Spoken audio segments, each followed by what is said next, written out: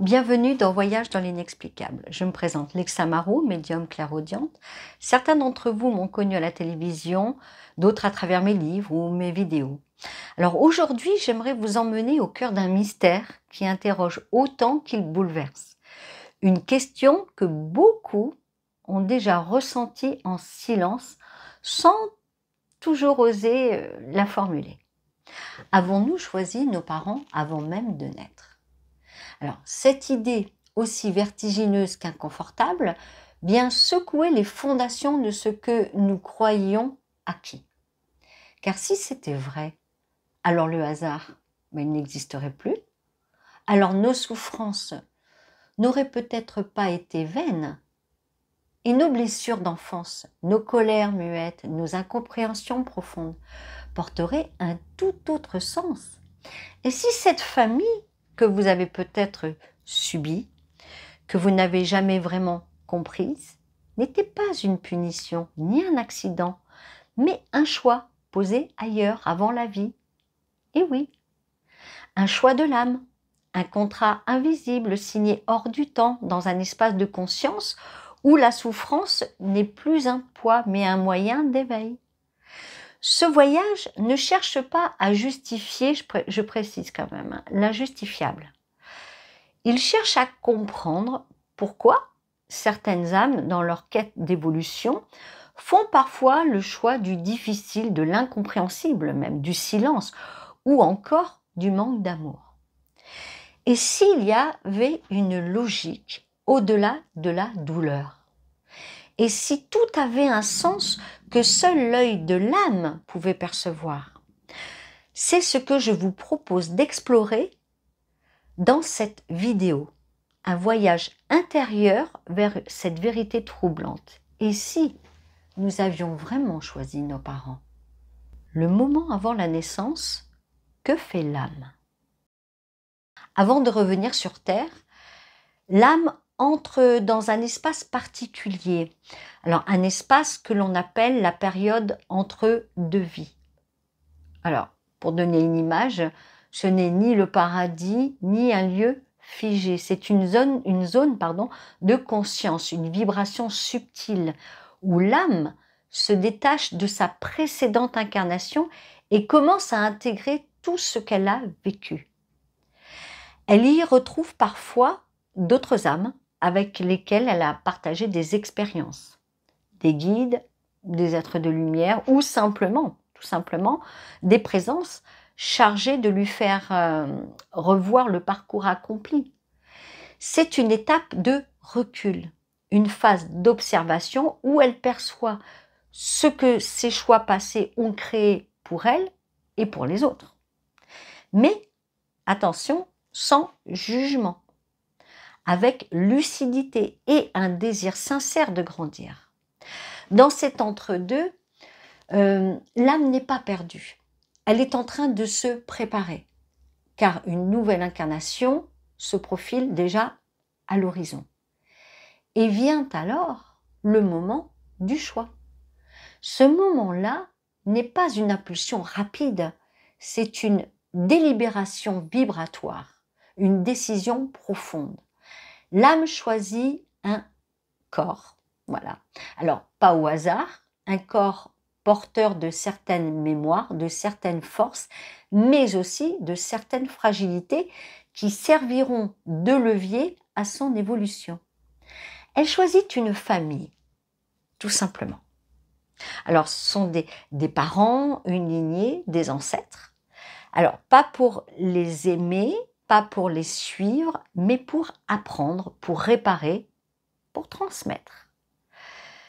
Elle choisit une époque, un lieu géographique, un contexte social et même une génétique. Et oui. Alors, chaque paramètre est comme une corde tendue sur laquelle l'âme marchera. Pas pour tomber, mais pour trouver justement son équilibre. Et c'est là que réside un point essentiel. L'âme ne cherche pas le confort. Elle ne vient pas chercher la facilité ni l'abondance immédiate. Elle vient chercher plutôt un terrain d'évolution, un terrain fertile où ses blessures anciennes pourront enfin cicatriser ou différemment, se réveiller, mais pour être vue et transcendée.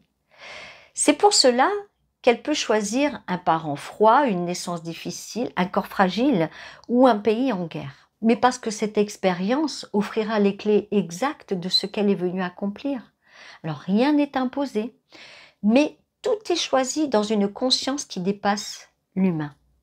Et lorsqu'elle descend enfin, qu'elle traverse les plans, qu'elle rejoint la matière, elle oublie ce qu'elle savait. Elle entre dans l'amnésie, celle de la naissance, qui est aussi un voile protecteur.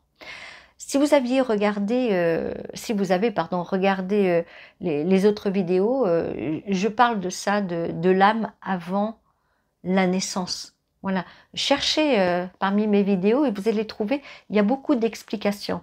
Voilà. Néanmoins, je continue. Je continue. Mais alors, mais ce choix, quand même, voilà, parce que c'est un voile protecteur, mais ce choix qui est posé avant la vie reste inscrit en elle, hein, quand même, hein, je vous rassure. Voilà. C'est un peu comme, à quoi je pourrais la comparer?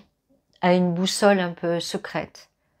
Une mémoire vibratoire qui, tôt ou tard, se remettra à parler. Choisir ses parents, un contrat d'âme. Une fois l'âme prête à s'incarner, vient l'étape cruciale du choix des parents. Alors ce choix n'est pas aléatoire. Il ne repose ni sur l'apparence, ni forcément sur le statut social, ni même sur la promesse d'amour. Il repose sur ce que l'on appelle un contrat d'âme. Alors, un contrat d'âme, ce n'est pas un engagement rigide comme on peut le penser, comme nous pourrions le faire ici. Voilà. Non, de l'autre côté, dans l'autre monde, ce contrat d'âme, c'est un accord vibratoire conclu dans des plans subtils, où deux, voire plusieurs âmes, se mettent d'accord pour se retrouver dans une vie terrestre, dans un but bien précis. Quand il s'agit d'un contrat familial, ce but peut être l'évolution, la réparation ou la résonance. Parfois, une âme choisit ses parents pour grandir à travers eux. C'est ce que l'on appelle un pacte d'évolution. Les parents vont poser des limites ou au contraire laisser trop de place et l'âme devra trouver sa voie au milieu de ce déséquilibre. D'autres fois, il s'agit d'un pacte de réparation. Quelque chose n'a pas été réglé dans une vie précédente ou dans la lignée et l'âme revient pour rétablir l'équilibre. Elle choisit alors des parents porteurs d'un karma similaire ou d'une blessure ancienne dans l'espoir de guérir ensemble ou séparément. Il existe aussi des contrats de résonance, des âmes qui vibrent sur la même fréquence et qui s'attirent naturellement.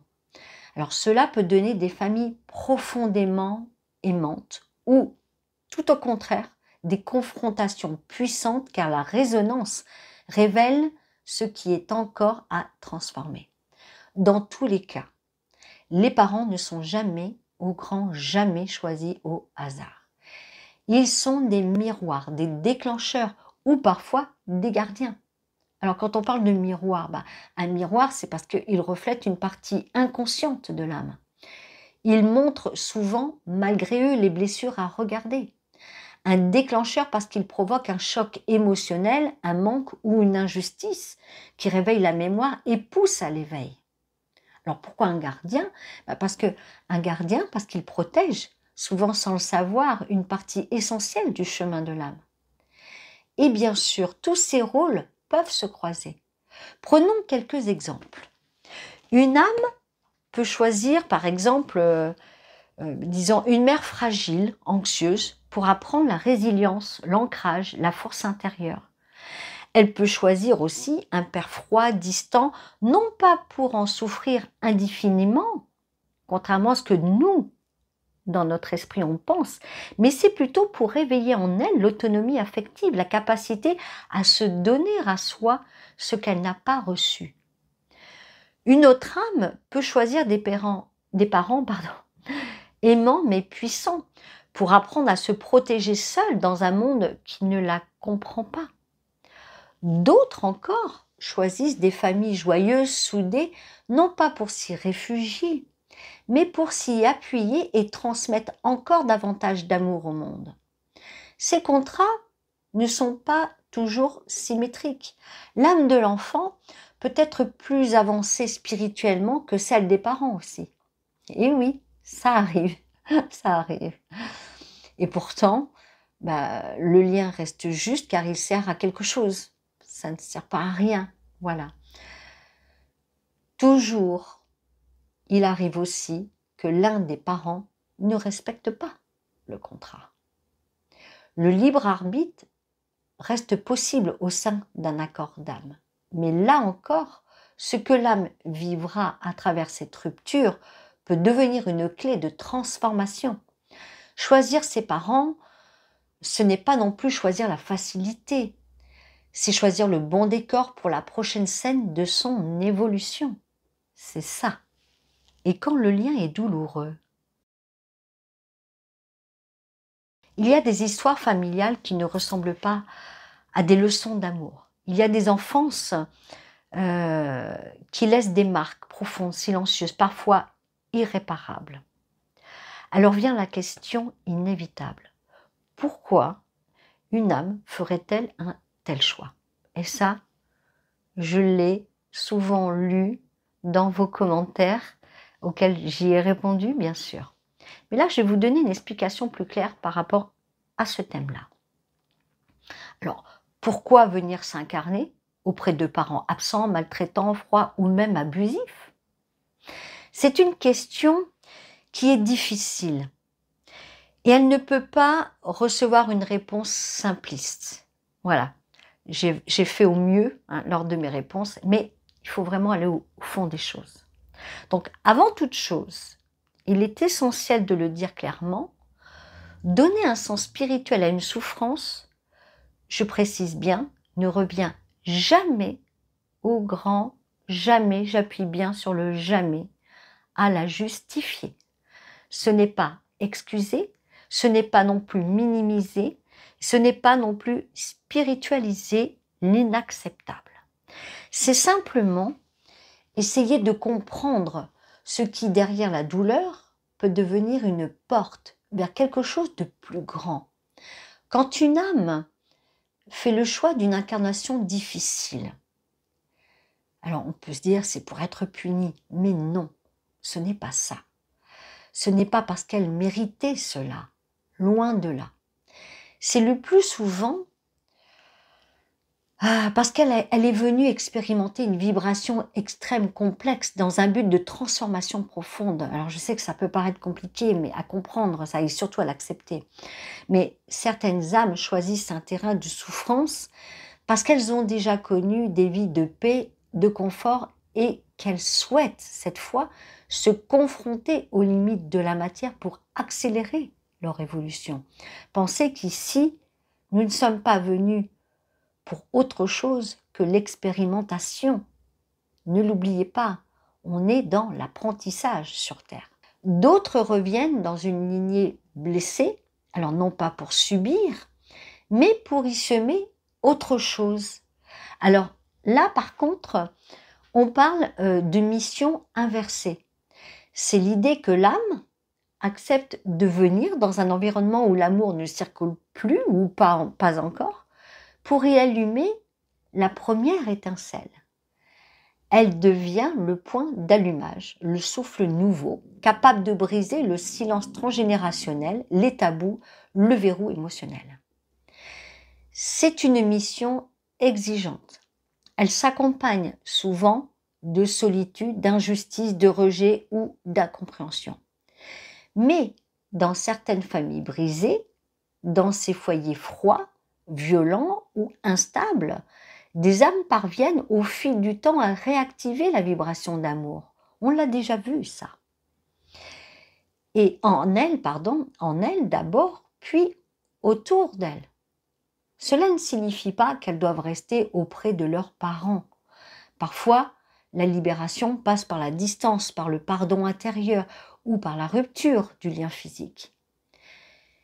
Et puis il faut le rappeler, l'âme choisit un cadre, mais les humains, eux, gardent leur libre arbitre.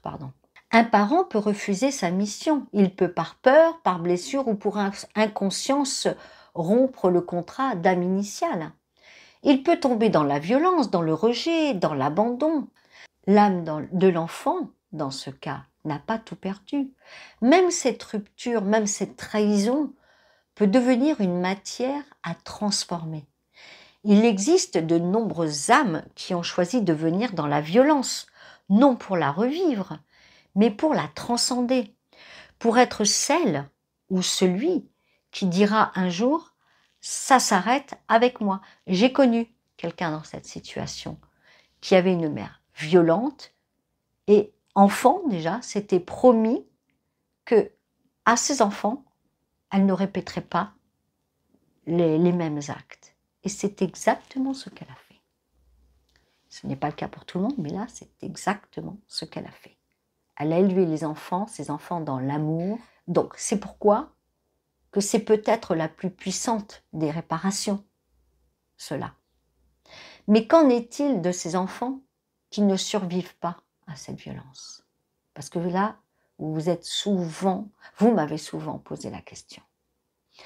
Alors, pour y répondre, ceux qui meurent très jeunes des suites de maltraitance, de négligence ou d'actes destructeurs. Mais là encore, aucune réponse ne peut soulager totalement la conscience humaine. Et rien, mais au grand rien, n'excuse ni ne justifie l'injustifiable. Mais dans certains cas, certaines âmes très anciennes choisissent un passage bref, intense. Alors, non pour souffrir, on est bien d'accord, mais pour éveiller. Elles incarnent une onde de choc. Elles viennent secouer une lignée, un système par leur simple présence et par le traumatisme de leur départ. D'autres fois, le contrat aussi, ce n'est pas forcément ça, ça peut être aussi que le contrat a été rompu. Le parent a sombré. Il a tourné le dos à la conscience qu'il portait. Mais l'âme de l'enfant, elle, n'est jamais abandonnée. Elle est immédiatement prise en charge dans l'au-delà, accueillie, réparée, ramenée dans une vibration d'amour et de lumière. Elle n'est pas définie par ce qu'elle a subi. Et ce qu'elle a semé continue d'agir dans les mémoires invisibles. Mais même l'incompréhensible peut parfois devenir un point de bascule dans la conscience collective. Ce sont là des zones de mystère où l'on ne peut avancer qu'avec le silence, humilité et respect. Mais une chose demeure, l'âme n'est jamais détruite. Et même les chemins les plus sombres portent en eux, au-delà de notre regard humain, une lumière, mais qu'on ne voit pas encore.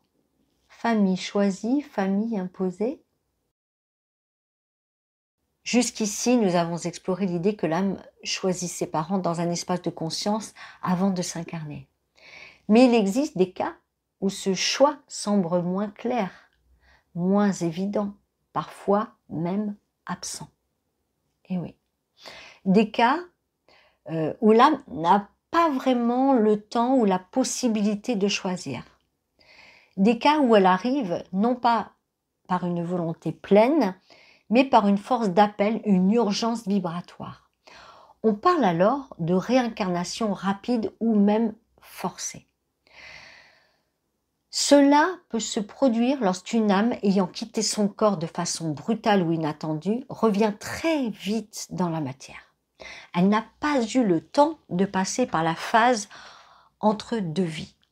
Pas eu le temps de faire un véritable bilan, de poser un nouvel élan. Elle revient alors par résonance, attirée par une vibration qu'elle connaissait déjà, souvent dans la même lignée ou dans une famille où une place vient de se libérer. Cela donne parfois l'impression pour l'enfant de ne pas être à sa place, d'être arrivé trop tôt ou dans une vie qui n'était pas la sienne. Dans certains cas, l'âme prend la place d'une autre âme qui devait initialement s'incarner, mais qui ne l'a pas fait. Cela peut être le cas après une fausse couche, un avortement ou la mort d'un enfant in utero. L'âme qui arrive ensuite porte alors parfois la mémoire de cette absence. Elle peut se sentir de trop ou au contraire investie d'une mission qu'elle ne comprend pas. Elle peut aussi porter en elle une tristesse diffuse, comme si quelque chose ne lui appartenait pas entièrement. Dans ces cas-là, la résonance vibratoire prend le pas sur le choix conscient. Ce n'est pas une erreur, mais une mécanique subtile qui dépasse souvent la compréhension humaine. Et puis parlons aussi des enfants adoptés, ceux qui naissent d'un père et d'une mère biologique, mais qui seront élevés par d'autres parents. Alors, avec qui le contrat d'âme est-il passé? Avec les parents de naissance ou avec ceux qui adoptent, voire avec les deux? La réponse varie selon les cas. Je vous explique. Parfois, l'âme a choisi ses parents biologiques pour vivre le choc de la séparation. Donc, ce détachement devient alors le point de départ d'un parcours unique, souvent marqué par la quête de soi et la reconstruction d'identité. D'autres fois, le véritable contrat a été passé avec les parents adoptifs. Ce sont eux que l'âme est venue rejoindre dans une forme de reconnaissance profonde, au-delà du sang, au-delà des gènes. Dans certains cas encore, le lien se tisse avec les deux couples. Chacun joue un rôle différent mais nécessaire au chemin de l'âme. L'abandon par lui-même n'est alors plus vu comme une injustice, mais plutôt comme un passage, une étape, un tremplin. L'âme, dans ce genre de parcours, apprend à se définir au-delà des origines, au-delà des attaches visibles. Elle devient celle qui choisit d'appartenir à elle-même avant d'appartenir à une lignée. Et qu'en est-il des enfants conçus par fécondation in vitro, par don de sperme ou don d'ovocytes? À qui se lie l'âme dans ces cas particuliers? Au donneur, à la mère biologique, aux parents qui élèveront cet enfant? Là encore, tout dépend, il n'y a pas une réponse claire parce que tout dépend du contrat d'âme. Et oui, dans certains cas, le donneur ou la donneuse est porteuse d'une information vibratoire que l'âme vient chercher. Un potentiel génétique, une mémoire cellulaire, une histoire à relier. Mais l'âme peut aussi ne faire aucun contrat profond avec le donneur. Elle n'y vient que pour y puiser un support biologique comme on choisit un sol pour faire pousser une graine. Le véritable lien peut alors se créer avec les parents qui désirent l'enfant, ceux qui l'attendent, qui l'accueillent, qui l'aiment. Ce sont eux qui deviennent le terrain d'expérience, les repères, les guides, les déclencheurs du chemin, je dirais même. La conception médicale ne retire rien à la spiritualité du lien. L'âme, elle, ne s'attache pas à la technique, il faut penser à ça. Elle s'attache à l'intention, au champ vibratoire, à la résonance émotionnelle qu'elle perçoit au moment de son incarnation. Et parfois, dans ces naissances rendues possibles par l'aide humaine, l'âme trouve justement le passage le plus juste pour venir s'incarner auprès de ceux qui, sans cette voie, n'auraient pas pu l'accueillir. Ces enfants portent alors en eux une conscience particulière, celle d'être venus par un chemin non linéaire, mais profondément choisi. Alors oui, dans certains cas, le choix ne semble pas avoir été posé avec autant de clarté que dans d'autres. Mais même là, dans ces situations floues, décalées, instables, l'âme reste guidée. Elle suit un fil invisible, une mémoire plus grande qui continue de l'accompagner dans chaque étape, même lorsqu'elle croit être tombée au mauvais endroit. Dites-vous bien ça. Et les frères et sœurs dans tout ça? Quand on parle du choix des parents, on oublie souvent une autre question. et qui est pourtant tout aussi essentiel. Et les frères et sœurs, les avons-nous choisis aussi? Faisaient-ils partie du contrat? Ou sont-ils simplement venus après par hasard ou par enchaînement biologique? La réponse, là encore, ne peut pas être uniforme.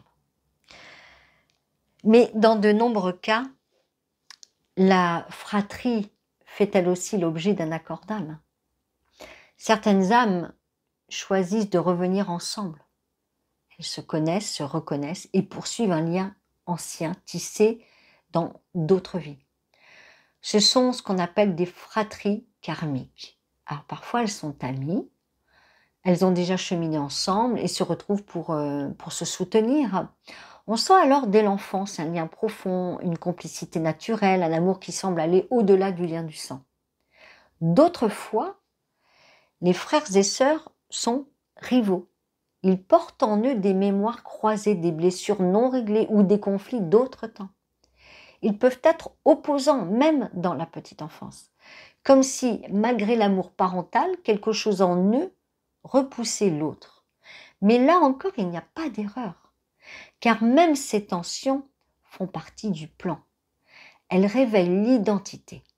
Elles forcent chacun à se positionner, à se distinguer, à ne pas se perdre dans la comparaison. Il y a aussi des cas où la relation est fusionnelle. Deux âmes tellement liées qu'elles ont du mal à se séparer, à grandir sans l'autre. Cela peut créer un sentiment de sécurité, mais aussi parfois une difficulté à s'individualiser. Les frères et sœurs sont souvent des catalyseurs. Ils accélèrent les prises de conscience. Ils reflètent nos marques, nos élans, nos failles, nos forces. Et puis il y a les absents. Ces frères ou sœurs qui ne sont jamais nés ou qui sont partis très tôt. Un avortement, une fausse couche, un décès précoce ou un enfant confié à l'adoption. Même s'ils ne sont pas là, leur énergie reste inscrite dans la vibration familiale. Ils influencent la dynamique du foyer, l'ordre des naissances, la place que chacun ressent intérieurement. Un enfant peut grandir en sentant une présence floue, un vide sans nom, comme s'il manquait quelqu'un. Et souvent, ce sentiment a une source réelle. L'âme perçoit les présences non incarnées et cela façonne son lien au monde. Certains enfants portent en eux la mémoire d'un frère ou d'une sœur perdue. Cela peut les pousser à vouloir réparer, remplacer ou redonner sens à un vide qu'ils ne comprennent pas toujours. Dans tous les cas, la fratrie joue un rôle essentiel, pas seulement dans l'enfance, mais tout au long de la vie. Elle est ce miroir constant de ce que nous sommes devenus, de ce que nous avons refusé d'être ou de ce que nous avons appris à aimer. Elle nous pousse à nous différencier, à nous positionner, à grandir en dehors du regard des autres. Et parfois, elle est le lieu du pardon. Pardonner un frère jaloux, une sœur absente, une rivalité qui n'a pas trouvé d'issue, ou se pardonner à soi-même de ne pas avoir su être le frère ou la sœur qu'on aurait aimé être. Alors oui, l'âme peut aussi choisir sa fratrie. Non pas pour s'y fondre, mais pour s'y révéler. Car à travers le lien fraternel, elle apprend une autre forme d'amour, celle qui n'a rien à prouver, mais tout à comprendre. Reconnaître les indices du choix. Quand on grandit, on a souvent l'impression que tout commence avec la naissance. Mais pour l'âme, ce n'est jamais le début. Elle arrive déjà chargée d'une mémoire invisible, faite de choix anciens, de contrats d'âme et d'élan profonds qu'elle n'a pas oubliés. Même si l'enfant, lui, ne se souvient de rien, le corps, les émotions et certaines perceptions gardent la trace de ce qui a été décidé avant. L'âme laisse des indices. Et oui, il y en a. Alors écoutez bien. Ce sont des petites empreintes que l'on peut reconnaître quand on apprend à les regarder autrement. Parfois, cela commence très tôt, dès les premiers mois. Un bébé peut fixer intensément le visage d'un parent comme s'il le reconnaissait. comme si un lien plus ancien se réveillait à travers les yeux. Certains enfants ont l'association profonde d'avoir déjà connu leurs parents. Alors pas dans cette vie, mais d'ailleurs. Dans un ailleurs flou, hors du temps.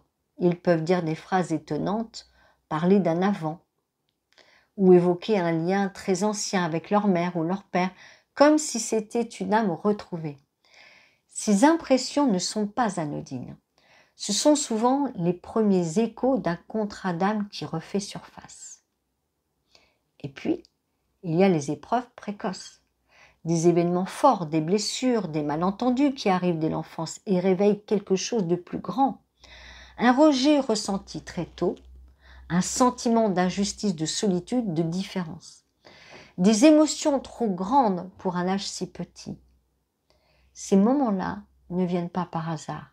Ils servent parfois à activer une mémoire d'âme, à réveiller un souvenir enfoui, un engagement passé.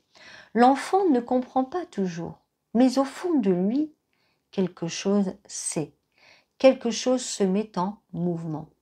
Le corps, lui aussi, porte les traces du choix. Il n'est pas simplement un véhicule, le corps. Bon, on l'utilise pour ça, mais c'est aussi un messager. Par sa forme, par ses fragilités, par ses réactions, il révèle ce que l'âme est venue traverser. Certaines douleurs physiques, certains blocages ou même certains traits génétiques sont en résonance directe avec les lignées choisies.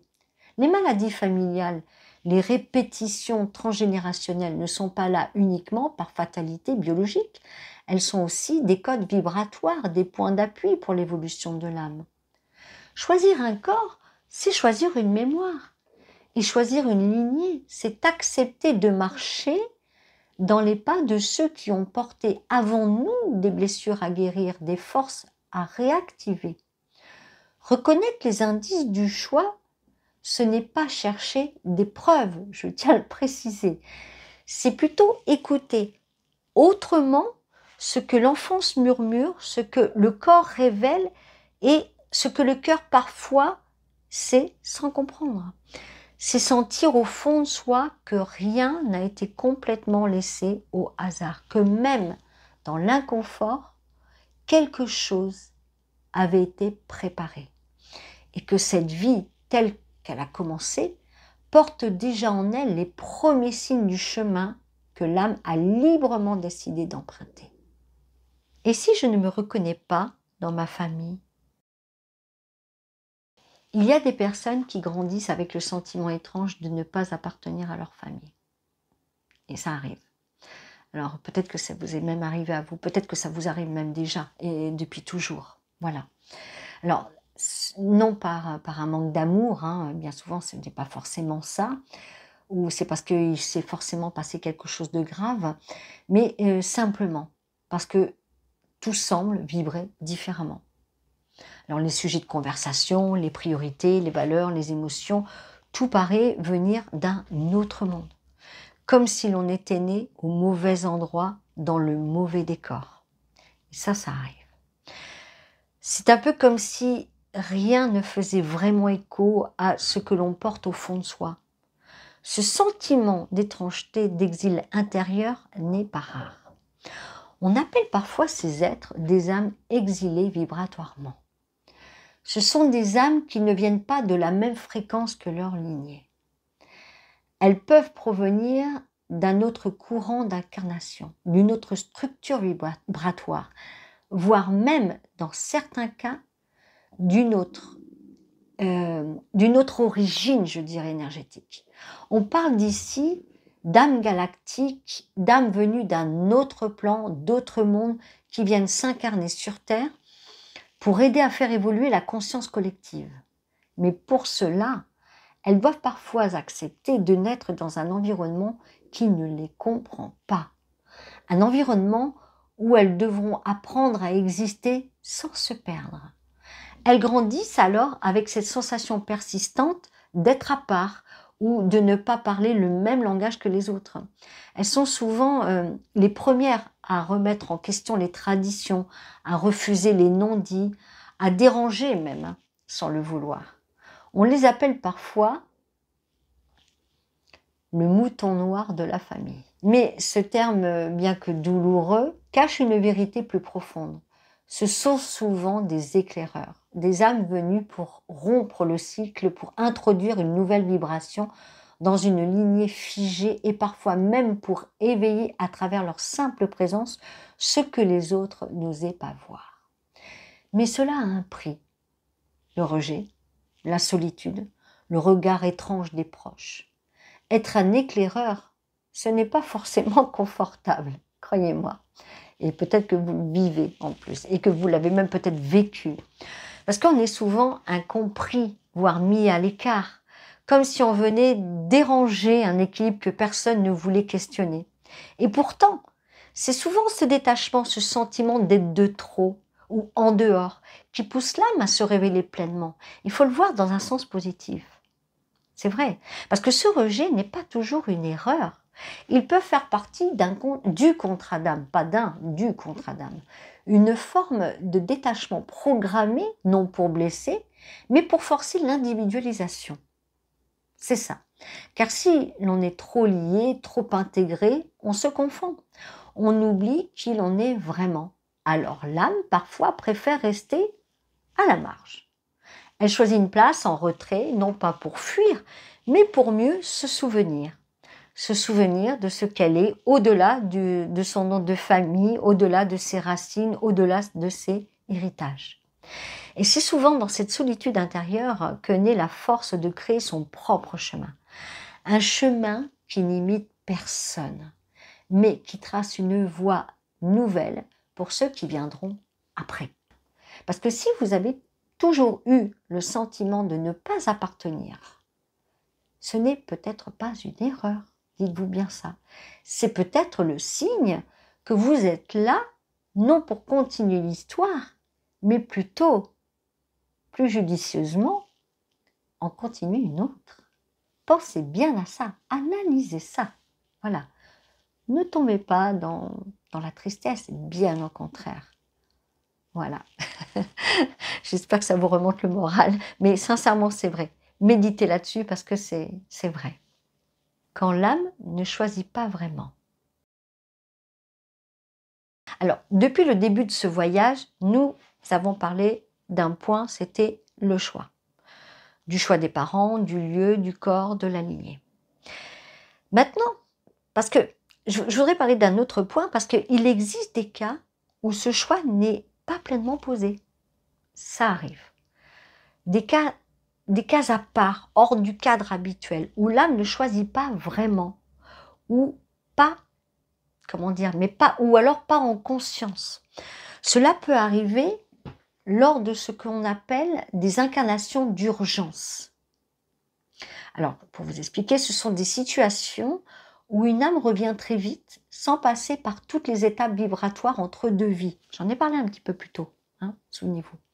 Donc, pour vous expliquer un peu plus profondément ce point, elle peut être encore chargée d'un choc, d'un attachement trop fort à la Terre ou d'une émotion non résolue.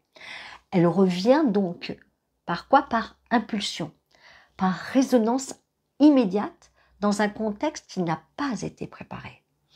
Alors, cela donne parfois la sensation d'un déracinement profond, d'un vide intérieur ou d'une confusion existentielle qui ne s'applique pas. L'âme se sent perdue, étrangère à son propre corps, à sa propre histoire. On parle aussi dans certains cas d'âme walking. J'ai fait une vidéo dessus, je vous conseille vraiment de la regarder. Vous savez, le walking, pour expliquer, c'est une âme qui entre dans un corps en cours de vie.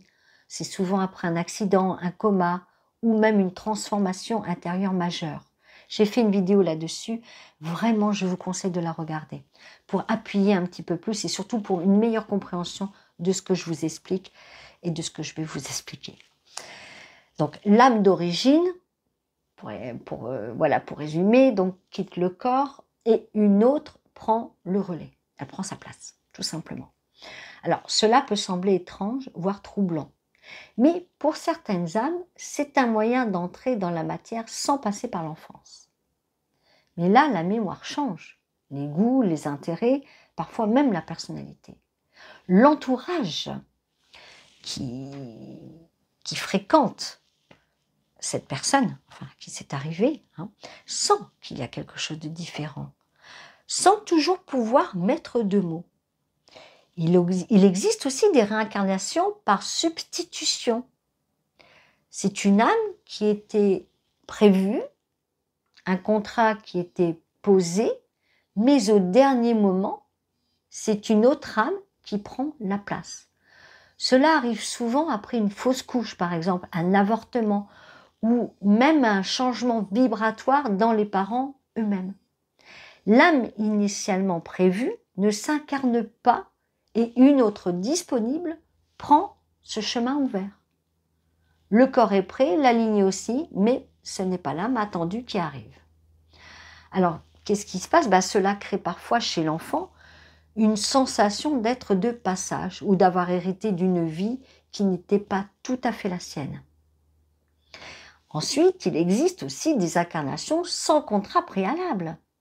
Des âmes errantes, désorientées ou fragmentées, qui reviennent dans la matière sans but clair, sans lien fort, sans mémoire stable. Elles peuvent être marquées par une perte de repères, une incapacité à se relier ou une impression permanente de flottement. Le sentiment d'être hors de tout ne peut pas savoir pourquoi on est là, ni ce qu'on est venu faire. Ce type d'incarnation n'est pas une punition. Je sais que j'emploie souvent ce terme parce que souvent c'est ce que l'on pense, mais non. Mais il appelle plus que tout autre à une réintégration vibratoire. Ces âmes ont besoin de retrouver leur axe, leur mémoire d'origine, et souvent cela passe par un éveil brutal, une crise existentielle ou une quête intérieure intense. Car même sans contrat, l'âme reste une conscience vivante, il ne faut pas l'oublier ça. Et elle peut à tout moment retrouver son chemin. Ce sont des parcours atypiques, souvent solitaires, souvent incompris, mais porteurs d'un potentiel de guérison profonde. Alors, non, toutes les âmes ne choisissent pas toujours en pleine lucidité. Mais même dans le flou, même dans l'errance, il existe une possibilité de retrouver le fil. Car la lumière de l'âme ne s'éteint jamais. Et oui, même quand elle ne sait plus d'où elle vient, même quand elle doute d'avoir voulu venir, peut-on changer le contrat au cours d'une vie? Quand on parle de contrat d'âme, on imagine souvent quelque chose de figé, d'incontournable, comme une promesse gravée à jamais. Mais en réalité, ce contrat n'est pas une prison. C'est un cadre souple, un point de départ, pas une condamnation, et surtout l'âme évolue. Elle apprend, elle grandit. Alors oui, il est tout à fait possible de réécrire certaines parties du contrat au cours de la vie, bien sûr.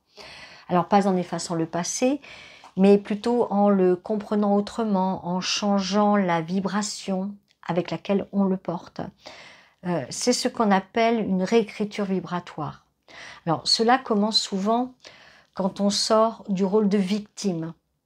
Tant qu'on reste enfermé dans la souffrance subie, dans la colère ou dans l'attente d'une réparation extérieure, on reste lié au contrat initial dans sa forme la plus dense. Mais le jour où l'on comprend que l'on peut choisir de voir les choses autrement, de reprendre sa place, de transformer l'expérience au lieu de la subir, alors le contrat se transforme lui aussi. Ce n'est pas oublié, ce n'est pas non plus nié, ce n'est pas le but, on ne fait pas ça, et on ne fuit pas, on ne se cache pas la vérité, c'est plutôt ce qui a été vécu. C'est simplement refuser de rester renfermé dedans.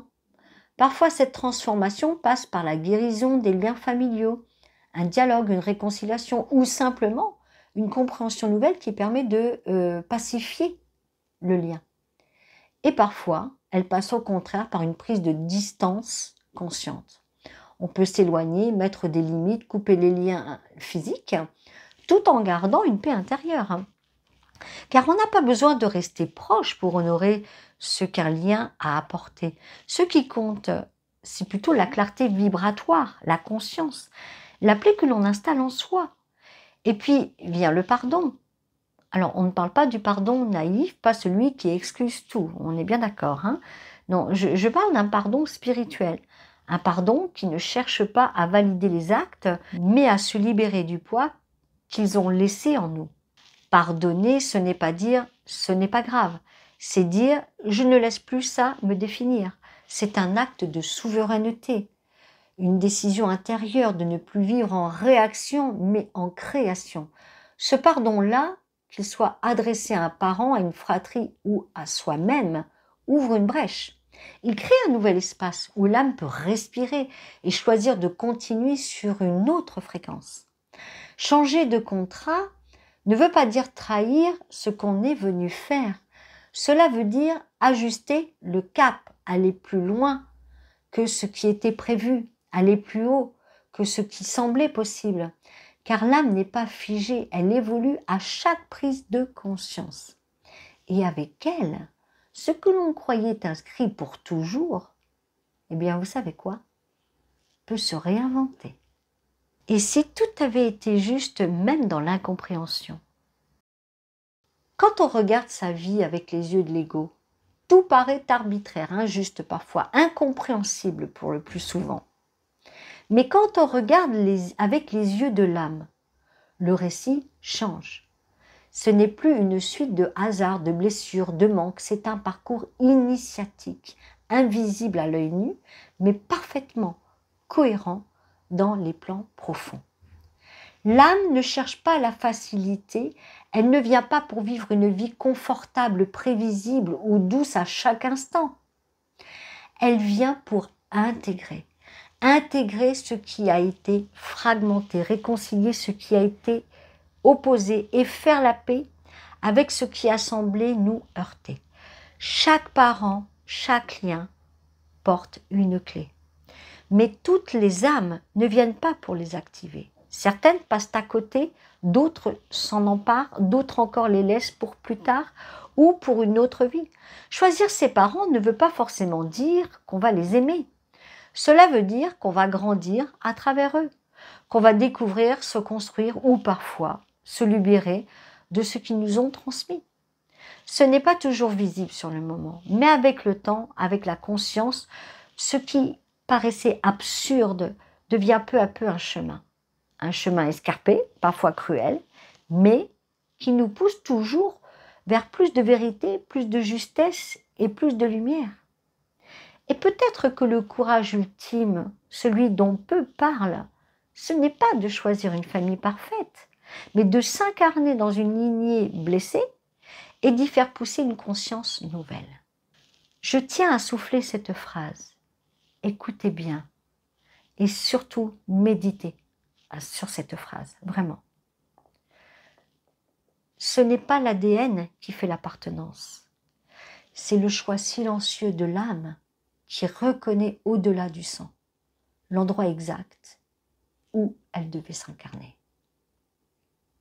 Méditez, je vais la redire cette phrase, parce que vraiment je veux que vous méditez là-dessus. Ce n'est pas l'ADN qui fait l'appartenance, c'est le choix silencieux de l'âme qui reconnaît au-delà du sang l'endroit exact où elle devait s'incarner. Mais écoutez, méditez sur cette phrase, pensez-y, faites non pas marcher votre cerveau, mais faites plutôt marcher votre âme. Voilà, donc c'est pourquoi je dis tout le temps méditer. Si ce voyage vous a touché, écrivez un commentaire sous la vidéo et vous savez que je vous répondrai. Voilà, je prends peut-être parfois du temps, mais je vous réponds tout le temps. Cliquez sur le pouce pour soutenir la chaîne et puis c'est toujours agréable de voir que ma vidéo a pu toucher et a pu résonner en vous. Abonnez-vous à la chaîne si ce n'est pas fait et actionnez la cloche pour être prévenu des prochaines vidéos. Et je vous dis à très bientôt, mais vraiment à très bientôt pour un nouveau voyage dans l'inexplicable.